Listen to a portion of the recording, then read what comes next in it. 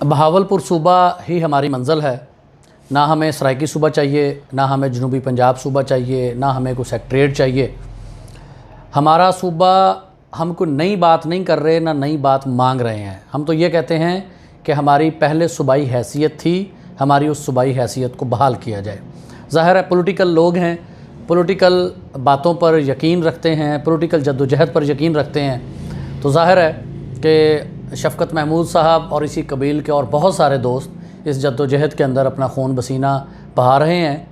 मैं ख़ुद इस बात का बहुत बड़ा हामी हूँ कि बहावलपुर सूबे की सूबाई हैसियत को बहाल किया जाए, और इस के लिए हम दामे दरमे सुखने जद्दोजहद भी कर रहे हैं और इंशाअल्लाह ताला करते रहेंगे। शफ़क़त महमूद साहब हमारे साथ स्टूडियो में मौजूद हैं। अभी उन्होंने बहावलपुर सूबे के हवाले से अपनी पॉलिटिकल जद्दोजहद, अपना तारुफ़ सब कुछ करवाया, डिटेल आपके सामने रखी। अब हम इनकी ज़िंदगी का दूसरा वर्क पलटते हैं और इनसे पूछते हैं कि ये एक मंझे हुए शायर भी हैं, बहुत खूबसूरत शायरी करते हैं। सर, मैं आपसे ये पूछना चाहता हूँ कि बड़ा रवायती सा सवाल है कि हर्फ से नाता कब पड़ा आपका? हर्फ से नाता कब पड़ा, और पहला शेर अगर याद हो तो वो भी हमारे सामीन को सुनाइए।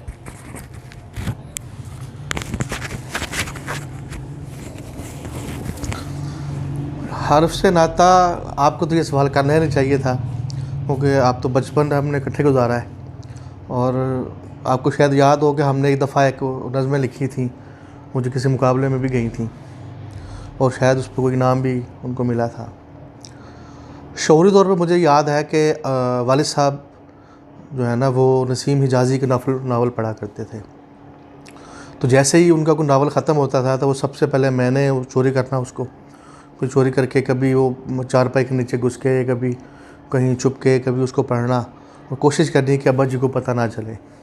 लेकिन वो हमारी सोच होती है कि अब्बा जी को पता ना चले, अब्बा जी को हर चीज़ की खबर होती है। तो अब्बा जी भी पूरा वक्त देते थे कि ये पढ़ लें, पूरा इसको कर लें। जिन दिनों नसीम हिजाज़ी से तारुफ़ हुआ, उन्हीं दिनों एक रिसाला आया करता था, बच्चों का पैगाम। तो उस पैगाम रिसाले में भी हल्की फुल्की तहरीरें होती थीं, उसको पढ़ते थे। तो वो पढ़ते पढ़ते नहीं, मुझे पता नहीं चला कि कब ना वो शौक़ पैदा हो गया कि हम भी कुछ लिखें। तो जो भाई हमें पैगाम रिसाला देने आते थे, तो मैंने उनसे कहा कि यार अगर मैं कुछ लिख के दूँ तो इस पर छप जाएगा। तो मुझे उन्होंने ना बड़ा, यानी एक उनका स्टाइल था कि उन्होंने कहा मुझे दिखाओ। तो उन्होंने मुझसे रिसाला लिया, उन्होंने उसका पहला सरवरक जो था उसको खोला, तो नीचे का एड्रेस लिखा हुआ था, 1A ज़ेलदार पार्क, इचरा, लाहौर। उसने कहा जी कि आपने जो कुछ भी लिखना है लिख के इस पते के ऊपर जो है वो भेज दें, ये छप जाएगा। तो वो उनके बताने का अंदाज़ था कि मुझे आज तक वो एड्रेस भी याद है।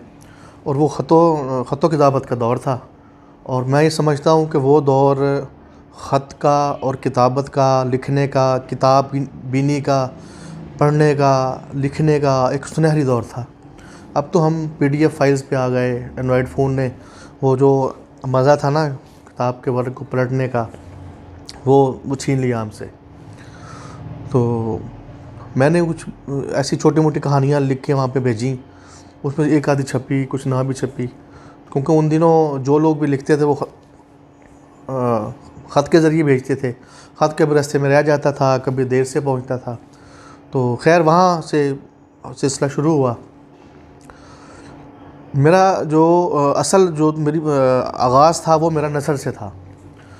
तो आहिस्ता आहिस्ता सिलसिला बढ़ता गया, मुख्तलिफ़ लोगों से भी सीखा।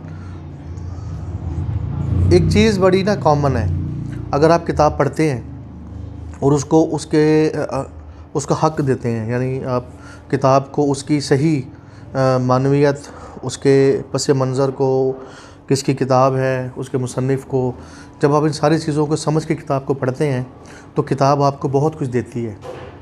और उसमें एक बड़ी चीज़ अहम है कि जो बंदा मुताले का रसिया होगा ना, वो कभी ना कभी लिखना ज़रूर शुरू कर देगा। अगर वो नहीं लिखेगा तो वो बोलना ज़रूर शुरू कर देगा।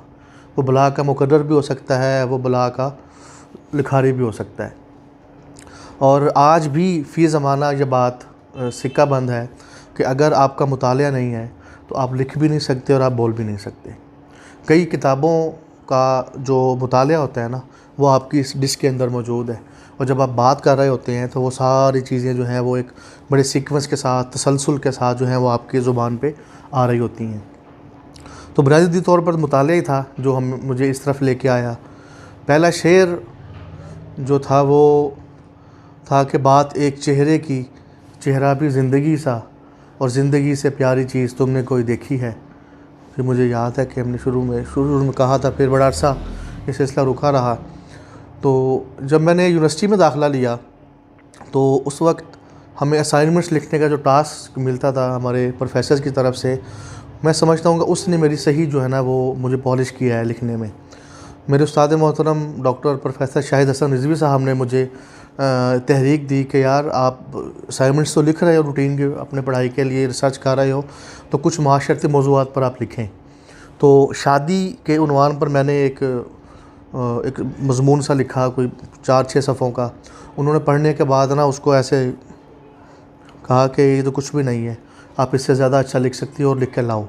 मैंने फिर एक हफ़्ता पूरा लाइब्रेरी में गुजारा और मैंने कोई 40-50 जो है वो सफ़ों के वो एक बना के दस्तावेज़ उनको दी, और उसमें मैंने शादी के हवाले से, यानी हम हमारे बीइंग मुस्लिम और बाकी दीगर मज़ाहिब और वो लोग जो मज़ाहिब को नहीं मानते उनके क्या अक़ीदे हैं, क्या उनका तरीक़ाकार है, और शादी का बेसिकली इंस्टीट्यूशन है क्या, इस पर मैंने वो लिखी। तो जब उन्होंने मुझे उस पर हौसला अफजाई दी कि फिर वो काफ़ी जगहों पे छप भी गई, फिर मुझे एक जो है वो बाकायदा जो है वो एक रास्ता मिल गया। उन्हीं दिनों गवर्नमेंट ने मसला कश्मीर पर एक ऐसे कंपटीशन करवाया था उर्दू और इंग्लिश में। तो उसमें पाकिस्तान के तमाम जामियात के जो है वो तलबा व तालिबात शरीक हुए।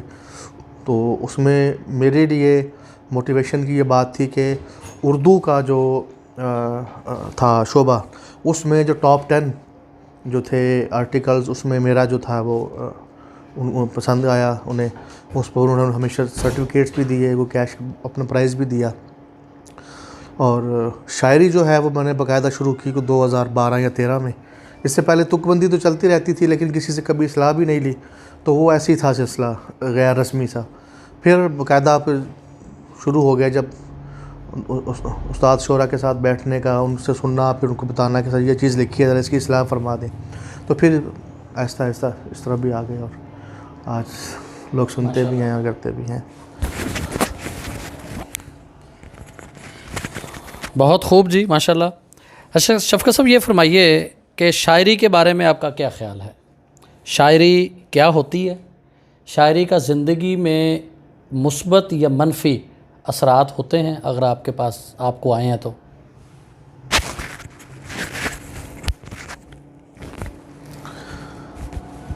देखें, अभी तक ना शायरी की कोई बाकायदा तारीफ़ तो नहीं मुरतब हो सकी, लेकिन मैं ये कहता हूँ कि शायरी ना एक मानूस हैरत है, एक ऐसी बात जो आपके कहीं वहम में, गुमान में कहीं होती है और कोई शायर उसको अपनी ज़ुबान से अदा करता है और आप कहते हैं यार ये बात तो मैं भी कहना चाह रहा था, ये तो मेरे दिल की बात है, ये शायरी है।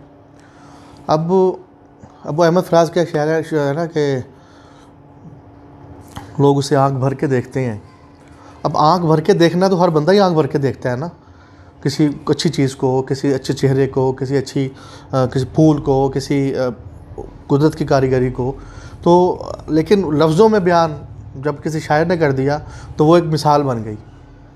ठीक है, अब मेरा एक शेर मुझे नहीं मालूम था कि ये इतना लोगों को अच्छा लगेगा कि घर के आंगन का नूर होती हैं बेटियां, दिल का सरूर होती हैं। अब जिस को अल्लाह ने बेटी दी है वो शेर पढ़ता है तो वो मुझे बड़ी कहता है यार ये तो दिल की बात है। तो शायरी बेसिकली वो है जो हर किसी के गुमान में तो होती है लेकिन लफ्ज़ उसे सिर्फ शायरी देता है, और वो इतने खूबसूरत हो सकते हैं, वो इतने मयारी और तराश खराश से वो इतने वो अच्छे हो जाते हैं कि जब वो कोई बात करता है तो वो हर बंदे को लगता है कि ये मेरी बात है और वो उसके दिल में घर घर जाती है और वो लोगों की ज़ुबानों पर भी रह जाती है। ये शायरी है। अच्छा, शायरी के अच्छे बुरे असरात होते हैं, ये तो हमारा माशरा है। अब जिस तरह इंसानी उम्र के इर्तिका हैं, 14-16 साल की उम्र में हम और अंदाज में सोचते हैं, एंग्री यंग मैन होते हैं। वो एक शेर है ना कि जब इंसान के मसें भीगती हैं ना तो यहाँ पे हल्की सी सब्ज़ी सी एक आती है, तो उस पर एक उस्ताद शायर का शेर है कि सब्ज़ ख़त को जो ख़त लिखा तो जवाब ख़त न रकम किया, और मेरे नामा बर से ये कह दिया कि जवाब ख़त से जवाब है।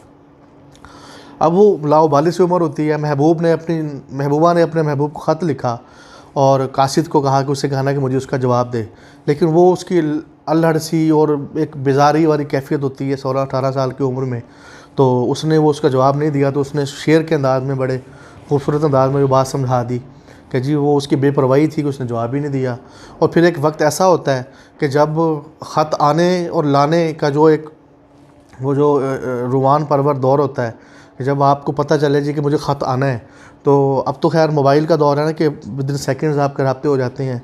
तो उस दौर में तो कई कई दिन जो थे वो ख़त लिखने में, फिर उसको छुपा के पहुंचाने में, किसी की मिन्नत करने में भी लग जाते थे। और फिर वो जो एक इसरारी और एक सरशारी की जो कैफियत होती थी, तो वो भी इंसान पे तारी होती थी। और फिर जब इससे आगे मरहले बढ़ते हैं, जब आपकी मुलाकात हो गई, आप ख़त तो किताबत से निकल आए, और इसी तरह एक उम्र का जो सिलसिला है कि आप मैच्योर भी होते हैं। फिर आप जब किसी इंसान की मोहब्बत से निकल के इसके मजाजी से हकीकी की तरफ जाते हैं, या आपको अपने खित्ते से मोहब्बत है, या आपको किसी और कुदरती मनाजिर से आपको इश्क की मोहब्बत हो जाता है। अब ये जो हमारे सियाह हैं, जो लोग सफ़र करते हैं, उनको ज़ाहिर है कुदरती चीज़ों से लगाव होता है। तो इसी तरह शायरी जो है ना, ये शुरू में इसकी भी यही कैफियत होती है कि ये खलंडरी होती है। इसमें कहते हैं सुर्खी हो दे बुल्ला दी, ऐसी दी तैसी फुल्ला दी। अब ये शेर एक नौजवान को तो बड़ा भाएगा, लेकिन एक मैच्योर आदमी को जो 60-40 से ऊपर चला गया है, जिसके जहन में फ़िक्र माश भी है, जिसके जहन में ख़ानदान को स्टेबल रखने का भी एक जो है ज़िम्मेदारी है, जो अपने दोस्तों के साथ भी एक इज़्ज़तमाना अंदाज़ में जो है वो मामलात करता है, तो वो इतना खलंडरा नहीं हो सकता। ठीक है। अब शायरी का ये इजाज़ है ना कि अल्लामा इकबाल जैसे जो है वो कहते हैं कि तेरे इश्क की इंतहा चाहता हूँ, मेरी सादगी देख क्या चाहता हूँ। अब इस एक शेर को अगर एक नौजवान पढ़ेगा तो किसी और अंदाज़ में सोचेगा, लेकिन अगर इसको कोई वो बंदा जिसको तसव्वुफ़ से रहा है, जिसको रूहानियत से जिसका ताल्लुक़ है, जो किसी मुर्शद का मुरीद है, वो इसको और अंदाज़ में देखेगा। और जिस बंदे की जो है वो अल्लाह ने उसको बसीरत दी है और वो डायरेक्ट अपने अल्लाह ताला से जो है वो हम कलाम होने की कोशिश करता है, या उसका कल्बी ताल्लुक़ अल्लाह के साथ, जो ताल्लुक़ बिल्लाह का जो हम लफ्ज़ इस्तेमाल करते हैं टिपिकल वो है, तो वो इसको किसी और अंदाज़ में देखेगा। अब एक ही शेर है, लेकिन हर उम्र के हर फ़र्द के लिए उसके माने भी जो है मुख्तलिफ है। बुनियादी तौर पर शायर जो है ना, वो अपनी बात कह जाता है, जो उसके जहन में होती है वो बात और होती है, लेकिन उसको पढ़ने वाले, उसको सुनने वाले अपने अपने अंदाज़ में उसमें से अपने अपने मतलब निकालते हैं। तो आपने पूछा कि शायरी के मुस्बत या मनफी असरात क्या होते हैं। शायरी के मुस्बत असरात भी होते हैं, मनफी असरात भी होते हैं। अगर अच्छी शायरी होगी, किसी मौजू पर होगी, तो वो आपको एक नया रास्ता दिखाएगी। अगर उसके अंदर फजूलियात हैं, लुग़्व है, फोहश निगारी है, तो वो आपको किसी और तरफ ले जाएगी। हमारे यहाँ हर तरह की शायरी हुई है, लोगों ने अच्छी शायरी भी की है, बुरी शायरी भी की है, बहुत बुरी शायरी भी की है, बहुत अच्छी शायरी भी की है। ये अब पढ़ने वाले पर मुनहसर है कि वो क्या पढ़ना चाहता है। रिज़्मिया जो दास्तानें भी होती हैं, रिज़्मिया शायरी भी होती है। जंगों के अंदर अभी आपको याद होगा कि 1965 की जंग में नूरजहाँ ने जो गाने बॉर्डर पर जाकर गाए, मेरा डोल सपाहिया, मेरा सपाही जहन छबीला, इस तरह के जो थे, तो उसने लोगों को मोटिवेशन भी दी, कौम को ही नहीं जवानों को मोटिवेशन भी दी है। और अभी ये जो हमारे ISPR ने इस पे बड़ा फोकस किया है और पूरी कौम को एक नया जोश और वलवला दिया है। तो शायरी जो है वो सिर्फ ये नहीं कि पढ़े लिखे लोगों पर असर करती है, ये हर उस शख्स पे असर करती है जिसको अल्लाह ने थोड़ा सा भी शऊर दिया है। तो शायरी के असरात तो हैं और वो हमें हमारे माशरे में नज़र भी आते हैं। आज कोई भी एक अच्छा गाना किसी अच्छी लिरिक्स में आ जाता है, वो आपने नुसरत फ़तेह अली खान का जो गाना था मेरे रश्क के चमन, उन्होंने कब का गाया हुआ था, इतना फेमस नहीं हुआ, लेकिन जब वो सोशल मीडिया पे आया तो वो इतना फेमस हुआ कि हर बंदे ने उसको गा लिया। बाबा बुल्ले शाह का कलाम अब जब ये नए हमारे हदीका क्यानी जैसी ख़वातीन या नए हमारे जो सहर अली भगत जैसे लोग गा रहे हैं, तो वो एक तरह से वो दोबारा लोगों तक पहुँच रहा है, वरना वो तो किताबों में बंद हो गया था। तो शायरी जो है ना, शायर अपनी शायरी कर लेता है, अपनी बात को कह देता है, फिर उसका शेर, उसकी शायरी जो है वो सफ़र करती है, वो बर आज़मों से निकल कर दुनिया के दूर दराज इलाकों तक पहुँचती है। हमें आज अगर नत्शे, हमें आज अगर विलियम शेक्सपियर मिलता है, नसर और नज़म यानी शायरी या नसर की हम बात करें तो दुनिया जहान के जो अब मजमुआ कलाम हैं या शायरी के जो हैं वो नमूने हैं, वो अब आम हो गए हैं और फिर नई मशक़ें भी हो रही हैं। हाइको है, नज़म है, आज़ाद नज़म है, इस तरह से। तो शायरी एक बड़ी वसी जहत है। किसी भी ज़ुबान की तरवीज में शायरी का सबसे बड़ा किरदार होता है और शायरी जो है वो असरात रखती है।